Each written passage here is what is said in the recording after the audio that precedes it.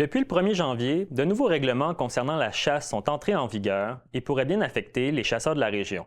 Pour en parler, nous recevons aujourd'hui M. Marc Renaud, directeur général de la Fédération québécoise des chasseurs et des pêcheurs. M. Renaud, bonjour. Bonjour à vous. Pouvez-vous nous expliquer déjà un peu qu'est-ce que la Fédération des chasseurs et des pêcheurs?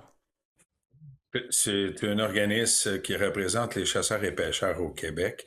On est à travers les 14 régions administratives, donc un conseil d'administration qui est sollicité par le ministère de la Faune, le ministère de la MELCCFP, mais le ministère de la Faune, pour différents dossiers, dont les plans de gestion, comme celui de l'orignal, du cerf de Virginie, dindon et petit gibier, là, que le ministre a statué le 18 décembre dernier. Oui, bien c'est ça, effectivement. Là, le 18 décembre dernier, le ministre a statué sur des nouveaux règlements qui entraient en vigueur dès le début de l'année 2026. Pouvez-vous nous parler un peu de ce que sont ces nouveaux règlements? Qu'est-ce que ça implique? C'est des changements soit de date, soit de stratégie de récolte. Ça fait plusieurs années. Un plan de gestion, on a travaillé longtemps d'avance. Ça fait plusieurs années qu'on attend après la décision ministérielle pour savoir, bon, l'orignal, entre autres, il y avait une possibilité d'être tirage au sort pour la femelle ou l'alternance, là, mâle-femelle, le veau qui est maintenant inclus. Bon, nous, dans les régions, quand on consulte nos chasseurs, certaines régions comme la Côte-Nord, le lac Saint-Jean et l'Abitibi, eux, l'alternance existe et ça va bien. Fait que eux, ils font des analyses sur les cheptels, voir si les cheptels se portent bien. Puis là, ben, en faisant soit le tirage au sort ou l'alternance, c'est pour contrôler les populations, pour avoir un équilibre dans la population. Ça, c'est au niveau de l'orignal. C'est pour la région de Charlevoix, c'est le tirage au sort pour la chasse à l'orignal chez les femelles et les veaux qui a été choisi dans ce nouveau plan de gestion. Est-ce que c'est parce que le cheptel est en mauvais état? Pas nécessairement.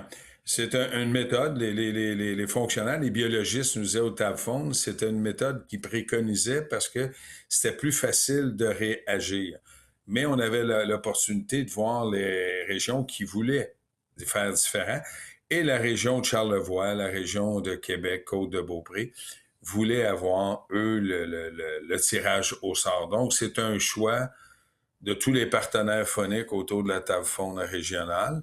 Il y avait aussi question, on nous disait, si la population va mal, ben, le ministre le dit d'ailleurs, un endroit où je l'alternance, si la population, après des études, se met à mal aller, c'est une façon rapide de réagir. Fait que c'est possible. Mhm. Qu'est-ce que ça implique concrètement pour les chasseurs et les chasseuses de la région? Ben, c'est maintenant de l'achat d'un permis pour le tirage au sort. Donc, il va falloir qu'ils appliquent pour avoir l'opportunité de récolter une femelle et un veau. C'est pas garanti.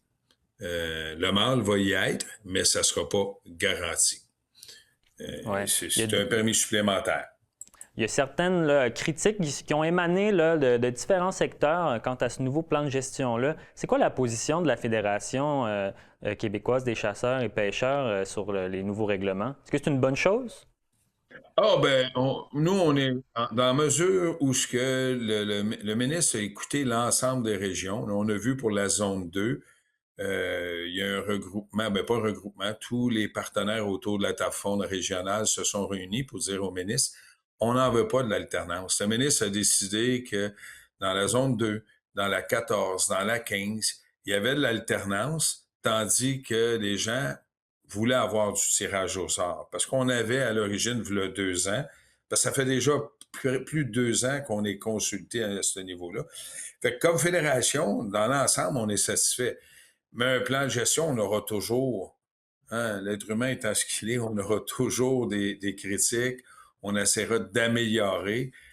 C'est rien aujourd'hui comparativement à il y a 15 ans où ça avait bougé beaucoup, il y a beaucoup d'insatisfaction. Maintenant, il y en a moins. Il y en a encore, mais c'est clair que peu importe la décision, il y aura toujours des insatisfaits. Nous, on fait des consultations et c'est jamais sûr à 100%. Là.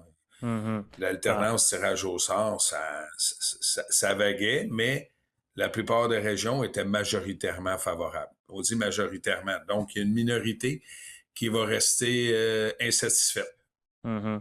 Puis en terminant, M. Renaud, là, puis concernant la zone 27 ouest là, qui touche d'ailleurs Charlevoix, il y a des nouvelles périodes de chasse pour le cerf de Virginie, si je comprends bien, à l'arc, à l'arbalète, à la carabine également. J'imagine que les chasseurs qui vont vouloir venir dans la région pour chasser, et ceux de notre région aussi, vont devoir prendre connaissance de ces nouvelles périodes, non? Définitivement, parce qu'ils ont une évaluation où ce que c'est marginal, plus permissif. Le cheptel de cerf de Virginie permettait d'avoir une augmentation et utilisation de différents types d'engins, donc plus juste arc-arbalète. Il semble y avoir une grogne parce que les gens ont peur que le cheptel soit vite affecté. Mais il faut se rappeler aussi une chose, puis là, ce serait peut-être probablement des questions que le ministère devrait se poser, c'est que les plaines du Saint-Laurent, du nord et du sud, mais surtout du nord, n'avaient pas l'habitude d'avoir de cerfs de Virginie. Et là, de plus en plus, il y en a. Le cerf de Virginie va s'acclimater, non, l'orignal va s'acclimater au cerf de Virginie, mais va finir par se tasser pour laisser place à un animal qui est moins peureux des habitations. Donc, il y a un effet, là, à un moment donné. Et je ne dis pas qu'il faut choisir, c'est pas à nous, la nature va choisir, mais les gens doivent se poser la question, est-ce qu'on veut faire du cerf ou de l'orignal? Puis là, le cerf monte. On n'a qu'à penser à la ville de Latuc. Il n'y avait pas de cerf de Virginie. Il y en a. À un moment donné, l'orignal va probablement se tasser. Ça ne vit pas, ça Mhm. cohabite pas, ça s'endure, qu'on pourrait dire. Oui, donc des choix importants à venir, si on comprend bien. Monsieur Renaud, merci beaucoup. On le rappelle, le directeur général de la Fédération québécoise des chasseurs et pêcheurs. Je vous souhaite une bonne journée. Merci d'être passé à l'émission. Pareillement, bonne journée à vous. Au revoir.